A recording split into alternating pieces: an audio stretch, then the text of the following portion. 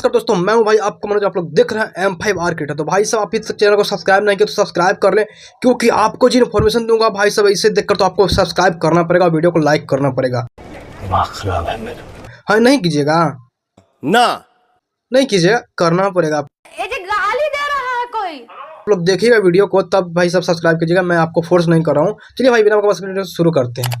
तो जहाँ तक मैं बात करूँ कि पवन सिंह का एक गाना फाइनली आज रिलीज हो चुका है, जो कि गाने का नाम हुआ लहंगावा रंगम।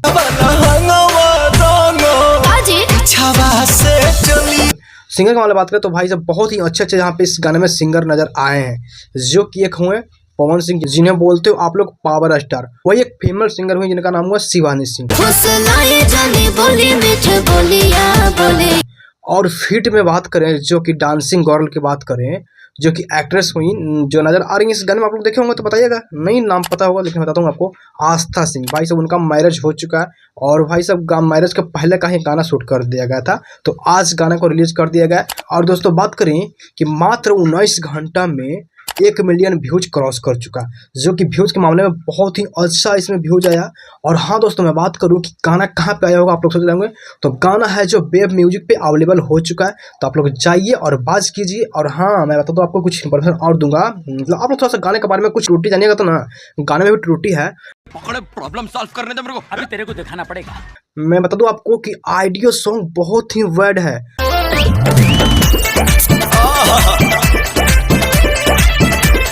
तुम क्या सोच रहे थे बे?